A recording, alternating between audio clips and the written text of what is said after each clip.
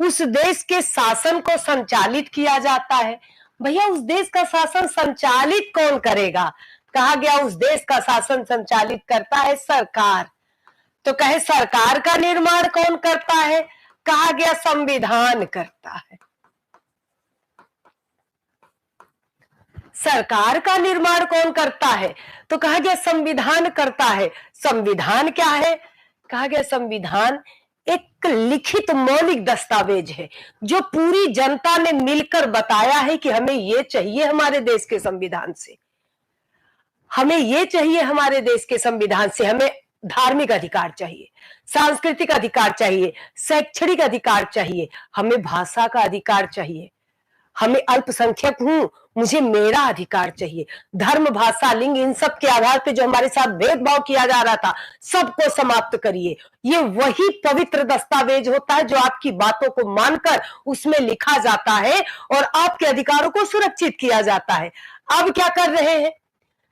तो कहा गया यही पवित्र दस्तावेज सरकार से कहता है कि ये जो मांग जनता ने की है, ठीक, ये जो मांग जनता ने की है, मैं तुम्हें आदेश देता हूं। अगर आप लोग केवल बहुत बढ़िया से सुन लेंगे ना तो आज के बाद संविधान रटेंगे नहीं, ठीक, आज के बाद आप रटेंगे नहीं। और अगर नहीं सुनेंगे तो हर दिन रटेंगे, परेशान रहेंगे। क्या कहता है संविधान? कहता है सरकार से कि ये बेचारी जनता अब तक गुलाम थी, इसने मुझे पुकारा है, आवाहन किया है, और मैं कौन हूं? मैं वो पवित्र दस्तावेज हूं जो अपने सरकार को क्या करूंगा? अपनी जनता को संरक्षण देने के लिए, अपनी जनता को अधिकार देने के लिए मैं क्या करूंगा? मैं तुम्हें भेजूंगा। क्यों? क्योंकि तुम जाओ, तुम कौन हो? मैंने तुम्हें सारी सत्ता दे दी, मैंने तुम्हें सारी सत्ता दे दी। जब सारी सत्ता मैंने दे दी तो मैं कह रहा हूं कि अब तुम जाओ, संविधान के आदेशानुसार पूरे जनता पर शासन करो, और शासन भी उनके अनुसार करना, खुद के अनुसार मत करना। शासन भी जनता के अनुसार करना, जनता की आकांक्षाओं की पूर्ति करना। इसीलिए जनता ने मुझे बुलाया है, और जनता ने मुझे बुलाया है, मैं तुम्हें अपने अधिकार दे रहा हूं। तो सरकार कह रही है कि मैं अकेले कैसे कर लूं, मैं अकेले कैसे करूं? इतनी ढेर सारी जनता, इतना ढेर सारा क्षेत्र है, मैं अकेले कैसे करूं? मैं अकेले तो कर नहीं पाऊंगा। कहे मैं तुम्हें अकेले कहां भेज रहा हूं, मैं तुम्हारे साथ 3 साथी भेज रहा हूं, मैं तुम्हारे साथ 3 साथी भेज रहा हूं। कौन सा? थैंक यू जुबली समझने के लिए, लेकिन प्लीज आना जरूरी था, और सब बहुत दिन से वेट कर रहे थे, इसलिए जरूरी था। थोड़ा ही पढ़ेंगे, लेकिन डेली पढ़ेंगे तो थोड़ा सा अच्छा लगेगा कि हमारा ये भी सब्जेक्ट स्टार्ट हुआ। अच्छा, सविता जी धमकी दे रही हैं। चलिए भाई, धमकी ना दीजिए, आइए यहाँ, थोड़ा थोड़ा ही पढ़ेंगे, डेली पढ़ेंगे, है ना? तो 2-3 दिन में फिर ठीक भी हो जाएंगे, फिर जम के खींचा जाएगा। बिल्कुल सुनील जी, ये सही रहा। क्या था भैया? कह रहा है कि मैं तुम्हें अकेले नहीं भेज रहा हूं, मैं तुम्हें 3 अंग प्रदान करता हूं। विधायिका दे रहा हूं, कार्यपालिका दे रहा हूं, और क्या दे रहा हूं? और न्यायपालिका दे रहा हूं। विधायिका, कार्यपालिका, न्यायपालिका, 3 अंग दे रहा हूं, ताकि आप क्या करें? आप जाएं, आप सरकार है, जाके कार्य करें। लेकिन भूलिएगा नहीं, आपको तानाशाह नहीं होना है, आपको तानाशाह नहीं होना है कि आप तीनों अंग के मालिक हैं। मैं आपके ऊपर बैठा हूं, मैं आपके ऊपर बैठा हूं, और मैं क्या करूंगा? मैं नोटिस करूंगा कि आप गलती तो नहीं कर रहे हैं, ठीक। अब क्या था भैया? चलिए, कहा गया सरकार के 3 अंग, विधायिका, कार्यपालिका, न्यायपालिका क्या करेंगे?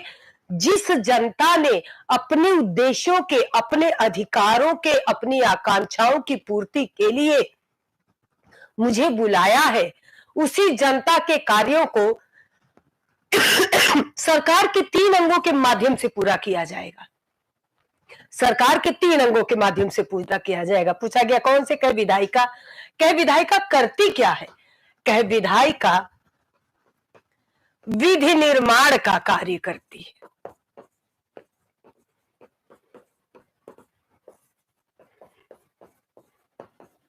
क्या है? विधि निर्माण की संस्था है, अर्थात देश के शासन को कैसे चलाया जाएगा उसके लिए कानून और नियम बनाने का अधिकार किसके पास है? तो देश की विधायिका के पास है। लेजिस्लेचर जिसे बोलते हैं, क्या बोलते हैं? लेजिस्लेचर अर्थात विधि निर्माण करने वाली संस्था। फिर दूसरी कौन सी हुई? कहा गया सरकार का दूसरा अंग कहलाता है कार्यपालिका। क्या कहलाता है? कार्यपालिका, जिसको क्या बोलते हैं? एग्जीक्यूटरी। क्या बोलते हैं? एग्जीक्यूटरी। अब देखिए, एग्जीक्यूटरी मतलब कहे जो विधायिका कानून बनाएगी उस कानून को लागू कराने वाली संस्था।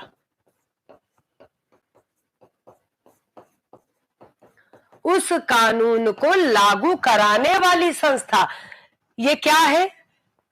ये रूल मेकिंग बॉडी है। ये क्या है? ये रूल अप्लाई बॉडी है, मतलब ये लागू करवाती है। ठीक। फिर कहा गया लेकिन जो जुडिशरी है, न्यायपालिका, ये दोनों से अलग है। ये दोनों से अलग है, एक प्रकार से निष्पक्ष और स्वतंत्र बॉडी है। अब भैया निष्पक्ष और स्वतंत्र बॉडी है तो ये करती क्या है? ये देखती है, निरीक्षण करती है, पुनर्विलोकन करती है, व्याख्या करती है। व्याख्या करती है, क्या करती है? कहती है देखूं कि विधायिका ने जो नियम बनाए, कानून बनाए, वो देश की विधियों के, देश की जनता की आकांक्षाओं, अधिकारों के अनुकूल है कि नहीं। मान लीजिए विधायिका ने कानून बनाया, सही बनाया, देश की विधि के अनुकूल है, जनता की आकांक्षाओं के अनुकूल है।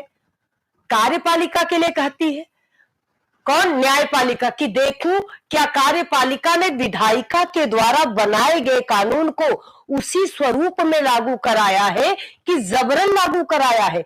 इसकी भी जांच करती है, इसकी भी जांच करती है। और क्या करती है? और ये देखती है कि कहीं दोनों ने मिलकर गलत तरीके से तो विधि नहीं बनाई, इसकी जांच करती है। अब अर्थात व्याख्या करने का क्या कार्य, न्यायिक पुनर्विलोकन करने का कार्य, निर्माण देखने का कार्य, ये सारे स्पष्टीकरण का कार्य न्यायपालिका का है। न्यायपालिका स्वतंत्र बॉडी है। तो सरकार ने कहा मान लीजिए, चलिए ठीक है, मैं मानता हूं आपने 3 अलग अलग अंग दिए, लेकिन कभी तो ऐसा हो सकता है कि आपने कहा न्यायपालिका सर्वोच्च है, कभी तो ऐसा हो सकता है कि ये मेरी बात ना माने, तब तो कहे तब तो लौट के फिर इसे मेरे ही पास आना पड़ेगा। क्यों आना पड़ेगा? इसलिए आना पड़ेगा कि इसने जिस प्रकार आख्या दिया, इसने जिस प्रकार निर्णय दिया, उस निर्णय को मेरे ही पास अधिकार है अनुच्छेद 13 के तहत कि मैं उसे समाप्त कर दूं। मैं उसे विधि में कैसे, मैं विधायिका के विधि में कन्वर्ट कर दूं। अर्थात कहीं भी कोई ऐसा नहीं होगा जो संविधान के अधीन नहीं होगा। तुम सरकार हो, तुम भी तानाशाह नहीं हो सकता, ये 3 अंग भी तानाशाह नहीं हो सकता। क्यों? क्योंकि मैंने कसम खाई है कि मैं अपनी जनता के हितों के लिए बैठा रहूंगा, मैं अपनी जनता के हितों के लिए बैठा रहूंगा। अनुच्छेद 13 भी क्या है? संसद के विधि बनाने की शक्ति को भी रोक सकता है। कौन रोकेगा जब न्यायिक अवधारणा आएगी? इसका मतलब कोई तानाशाह नहीं होगा। सब कैसे होंगे? सब पर संप्रभु जनता होगी। ठीक, सब पर संप्रभु संस्था होगी। इसका मतलब अकेले संसद सर्वोच्च नहीं, नहीं सर नीरज जी, संसद के पास अकेले नहीं आएगा, संविधान सर्वोच्च होगा, संवैधानिक विधि सर्वोच्च होगी। अगर संसद सर्वोच्च होता तो हम आप क्या करते हैं? हम आप मिलकर विधायिका के विरुद्ध खड़े हो जाते हैं, हम आप मिलकर विद्रोह कर देते। किसान आंदोलन आया, क्यों आया? क्योंकि आपको वो नीति पसंद नहीं आई। तो संसद कहां से सर्वोच्च है? कहीं नहीं है। सबको एक दूसरे की कनेक्टिविटी देखनी। हमें लगता है कभी कभी कि सर्वोच्च न्यायालय या उच्च न्यायालय का ये जो निर्णय आया था गलत था, लेकिन जब हम उसकी दूरदृष्टि का अध्ययन करते हैं तो लगता है हाँ यार, इसका एक इफेक्ट वहां गलत पड़ रहा था। तो संविधान क्या करता है किसी भी देश के नीति नियमों का ऐसा संग्रह होता है जो सरकार को शक्ति प्रदान करता है कि तुम क्या करोगे, तुम देश की रक्षा करोगे, तुम देश की जनता की इच्छाओं की पूर्ति करोगे, जिसके लिए मैं तुम्हें 3 अंग प्रदान करता हूं, विधायिका, कार्यपालिका, न्यायपालिका। संविधान किसी देश की मूल विधि होती है, किसी देश की सर्वोच्च विधि होती है, जिसके द्वारा उस देश का शासन संचालित होता है। अब चलिए, कहा गया, मान लीजिए संविधान तो आपने हमें बता दिया कि ये होता है,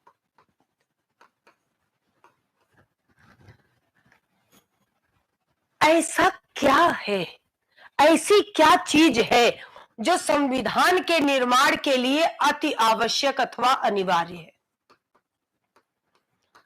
अगर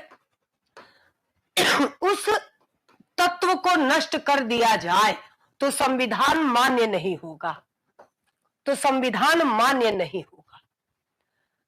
शिवम जी, संविधान सभा, थैंक यू सो मच। आपने देखा होगा नेपाल और म्यांमार के संविधान को सभी लोकतांत्रिक देशों ने एक साथ नकारा। क्यों नकारा? क्योंकि जब जब वहां संविधान का निर्माण हुआ, वहां पर कॉन्स्टिट्यूएंट असेंबली नहीं बनी। कॉन्स्टिट्यूएंट असेंबली नहीं बनी, अर्थात क्या नहीं बना? संविधान सभा नहीं बना। किसी भी देश के संविधान के निर्माण के लिए आवश्यक है उस देश में संविधान सभा का होना। ठीक, उस देश में संविधान का होना। बिल्कुल विक्रम जी, विधायिका को ही संसद कहते हैं, न्यायपालिका को आपके सर्वोच्च न्यायालय, उच्च न्यायालय, अधीनस्थ न्यायालय, तीनों न्यायालय समाहित होते हैं। कार्यपालिका आपका राष्ट्रपति भी होता है। जितने अधिकारी हैं, जिलाधिकारी से लेके सचिव तक, सब कुछ कार्यपालिका में आते हैं। तो क्या होता है? संविधान सभा। अब मुझे ये बताइए आप लोग, क्या आप लोगों को संविधान समझ में आया? बताइए, संविधान क्या है समझ में आया? संविधान के लिए आवश्यक क्या है? संविधान के लिए आवश्यक है संविधान सभा। अब मुझे आप बताएंगे, आप बताएंगे भारत के संविधान सभा को किस अधिनियम के द्वारा लाया गया? भारत के संविधान सभा को किस अधिनियम द्वारा लाया गया?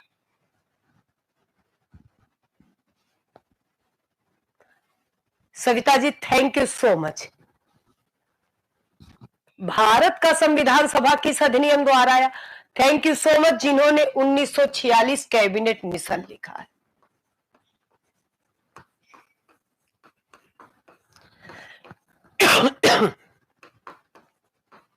देखिए, इसका मतलब अब मैं आपको समझा दूं कि हम पढ़ेंगे क्या। अब केवल आज एक परिचय है, तो परिचय के हिसाब से पढ़ लें। सबसे पहले होता है जब हम कोई एग्जाम देते हैं तो जीएस पोर्शन होता है, जीएस पोर्शन होता है। जीएस पोर्शन में आपने देखा होगा polity, history, economic, geography, bio, current, सब कुछ होते हैं। 4 ही सब्जेक्ट लेकर चलते हैं। ठीक, 4 ही सब्जेक्ट लेकर चलते हैं। इन्हीं 4 सब्जेक्ट में मेरा जो सब्जेक्ट है पॉलिटी, जिसको आप मेरे साथ पढ़ेंगे, इसका पहला ही सिलेबस होता है संवैधानिक काल का विकास, historical background of India, historical background. चलिए पढ़ेंगे, हम इसको पढ़ेंगे 1946 कैबिनेट मिशन से, जहां से संविधान सभा निकलेगी। संविधान हम बता चुके हैं, संविधान हम बता चुके हैं, पूरा पढ़ाएंगे। बिल्कुल मंजीत जी, मत परेशान होइए। बिल्कुल विपिन जी, कहीं मतलब ऐसा नहीं कि कोई रेशियो है, कभी किसी से पूछा जाता है, कभी किसी से, हम आकलन नहीं कर पाते। ये तो आयोग के मूड पे डिपेंड करता है। ठीक है,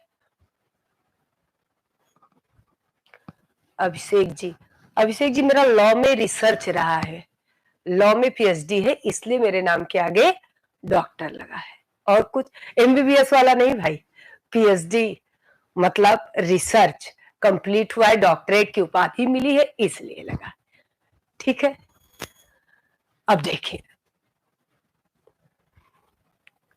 संविधान सभा सब बताएंगे कल, अभी सुनते जाइए देवेंद्र जी, एक एक चीज को लेकर चलेंगे। ठीक, 1946 से शुरू करेंगे, क्योंकि उसके पहले ज्यादा क्वेश्चन नहीं है, रिसर्च हो गया अभी पीजीबीएचयू से, उसके आगे क्वेश्चन ज्यादा नहीं है। तो कहां से कैबिनेट मिशन 1946 पढ़ेंगे, फिर 1947 पढ़ेंगे, संविधान सभा पढ़ेंगे। क्या पढ़ेंगे? संविधान सभा पढ़ेंगे। इसी के बाद हम समिति और उसके अध्यक्ष पढ़ेंगे।